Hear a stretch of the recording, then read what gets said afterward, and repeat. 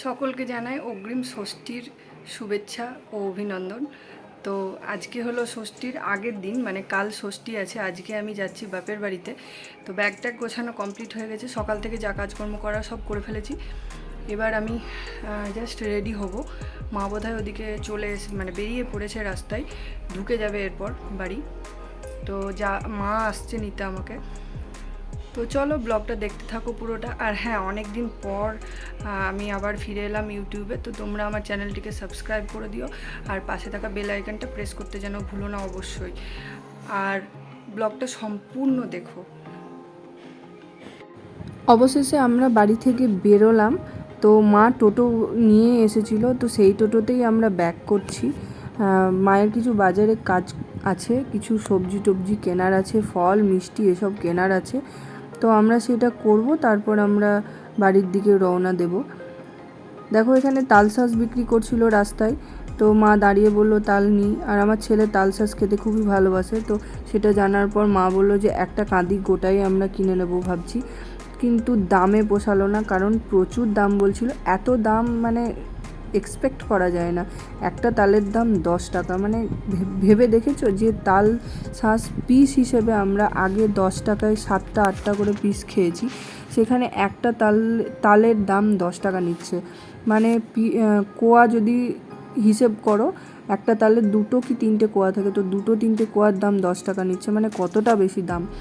যাই হোক, তারপর আমরা চলে এসেছি বাজারে। এখানে খেজুর, জাম, বাঁশপাতা, জিওলা পাতা এগুলো সব একসাথে করে বিক্রি করছিল মাসি 20 টাকায়। তো যাই হোক, এগুলো ষষ্ঠীর দিনই এর ভ্যালু থাকে, তারপর আর এগুলোর কোনো ভ্যালু থাকে না। তবুও মানুষ এখন এগুলো নিয়ে ব্যবসা শুরু করেছে। যে জিনিসগুলো আগে আমরা মাঠে ঘাটে রাস্তায় পেয়ে যেতাম, এখন আর সেগুলো পাওয়া যায় না। আর যদিও বা পাওয়া যায়, এই সব মানুষরা তুলে নিয়ে এসে সেগুলো বাজারে বিক্রি করছে বলে আরও এগুলোর মানে কমতি দেখা গিয়েছে আমাদের এখন।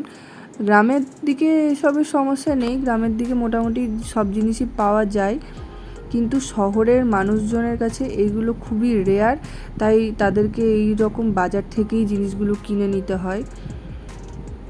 তো এখন বলতে হয় না, সবই বাজারে পাওয়া যাচ্ছে। তালশাঁস, জাম, খেজুর, জিওলা পাতা, বাঁশপাতা কিছুই বাদ নেই, সবই পাওয়া যাচ্ছে।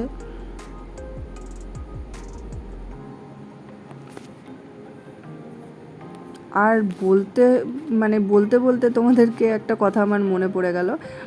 ষষ্ঠী পুজোতে কাঁকুর লাগে, তো বাজারে কাঁকুরের এত দাম ছিল যে মানে ভাবতে পারবে না তোমরা। 50 টাকা পর্যন্ত কাঁকুর বিক্রি হয়েছে, মানে কতটা দাম ভেবে দেখেছো? 500 টাকা কেজি,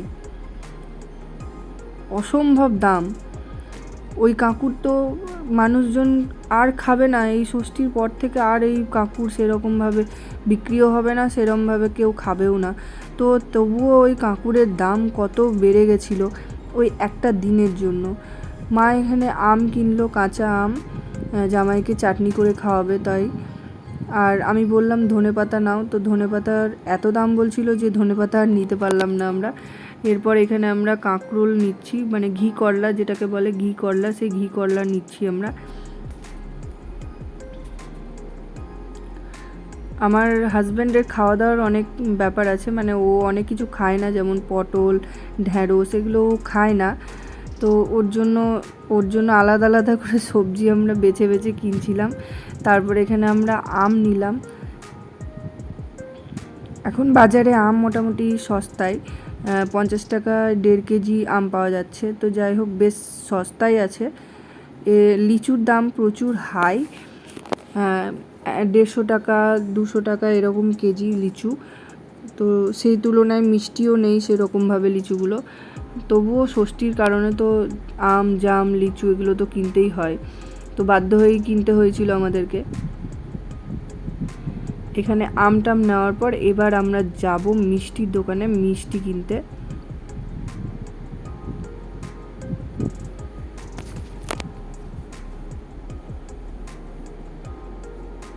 দেখো আম কেনা হয়ে গেছে, এবার আমরা চলে এসেছি মিষ্টির দোকানে। আমাদের রামপুরহাটে এই দোকানটা সব থেকে পপুলার দোকান। তো এই দোকানে মিষ্টির ভ্যারাইটিও প্রচুর রয়েছে। এখান থেকে আমরা মিষ্টি বেছে বেছে নিয়ে নিয়েছি। বিভিন্ন রকমের মিষ্টি ছিল এবং প্রচুর দামও ছিল। যাই হোক, বাজার টাজার কমপ্লিট। এবার আমরা বাড়ির দিকে রওনা দিয়েছি। অনেক বেজে গেছিলো, তো জাস্ট বাড়ি ঢুকলাম, এইমাত্র ঢুকে স্নান টান করছি।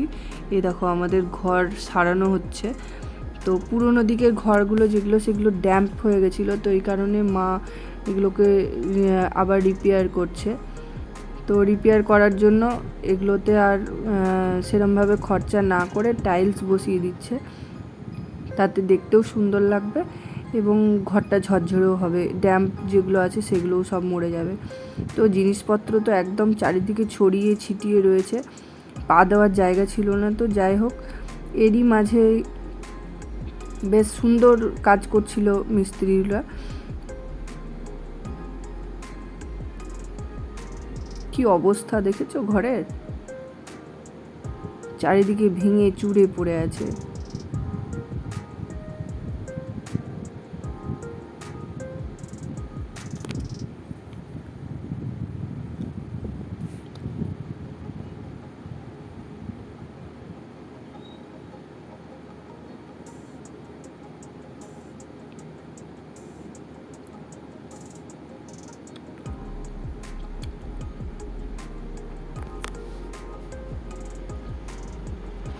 তো আমি এখন আছি বাপের বাড়িতে, খেয়ে দিয়ে জাস্ট একটু রেস্ট করছিলাম।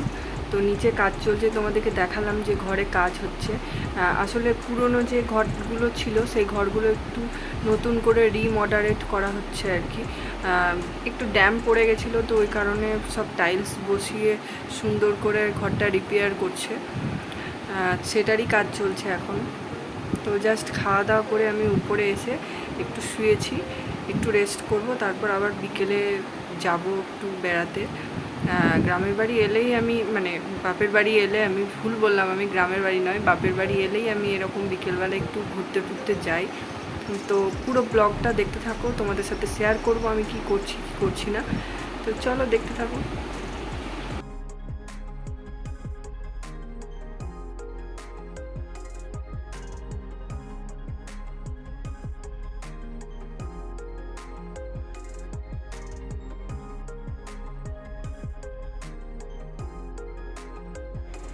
তো বিকেলবেলা বেরিয়ে টেরিয়ে এসে একটুখানি টিভি দেখছিলাম, তারপর খাওয়া দাওয়া করে এই জাস্ট শুতে এলাম ওপরে। তো ব্লগটা আমার এই পর্যন্তই ছিল। কেমন লাগলো তোমাদের জানিও। Tata, good bye.